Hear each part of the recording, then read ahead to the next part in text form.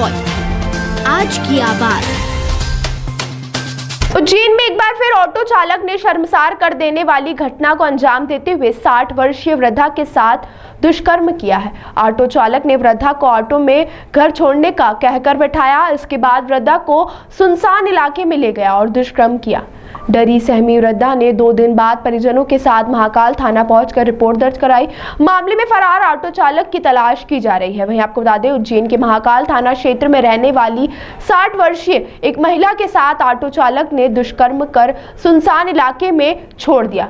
खुद की इज्जत बचाने और परिवार की लाज बचाने के लिए महिला ने 2 दिनों तक किसी को भी घटना की जानकारी नहीं दी। 60 वर्षीय वृद्धा 19 मार्च की रात करीब 9:30 बजे जब वह काम से वापस अपने घर की ओर जा रही थी, तभी रास्ते में नसीब होटल के सामने बेगम बाग के पास एक ऑटो चालक ने बहला फुसला कर वृद्धा को अपनी ऑटो रिक्शा में बैठा लिया।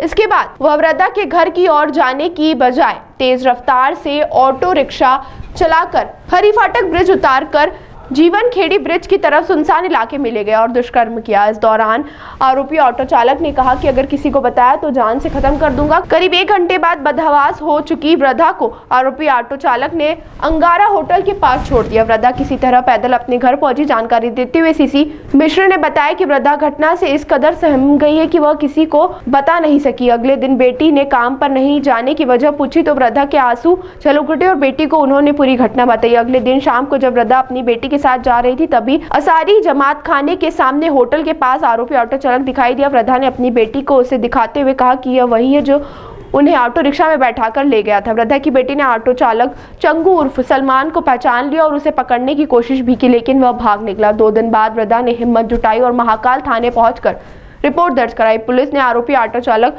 चंगू उर्फ सलमान के खिलाफ कई धाराओं के तहत रिपोर्ट दर्ज की है।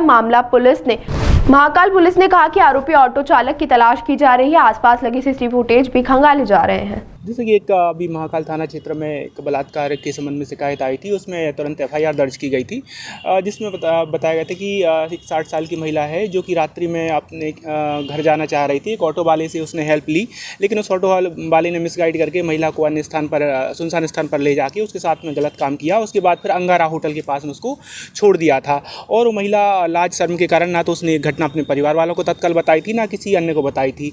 लेकिन जब उसकी पोती को मतलब ऐसा हुआ कि उसकी जो दादी है सुनसान बैठी है और किसी से बात नहीं कर रही है, तो उसने पूछा कि आप काम पे क्यों नहीं जा रहे हैं और हम आपको लेके चलते हैं। तो वो अपनी पोती वापस से जहाँ वो काम करती थी वहाँ लेके जा रही थी। रास्ते में वो ऑटो वाला उस महिला को फिर से दिख गया, तो उसको दिखते ही साथ में उसने अपनी पोती को बताया कि इसने मेरे साथ में गलत काम किया है। पोती दौड़ के उसको पकड़ने का प्रयास किया, लेकिन वो भाग गया था।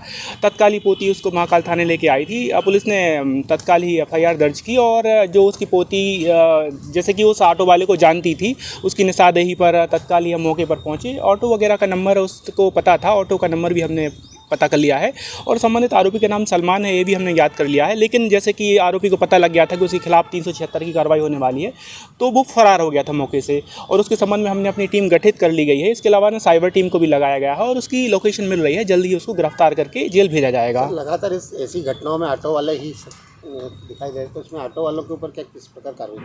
अभी वर्तमान में जैसे कि ऑटो वालों के लिए माननीय पुलिस अधीक्षक महोदय ने आज निर्देश दिए हैं कि 100% ऑटो वालों के वेरिफिकेशन और शपथ पत्र इनसे लिए जाना है और जो भी मान लो जिनके खिलाफ आपराधिक गतिविधियां पूर्व से हैं, उनके ड्राइविंग लाइसेंस भी निरस्त किया जाना है और उनके वाहन भी रोड पर उनके द्वारा नहीं चलाए दिए जाना है।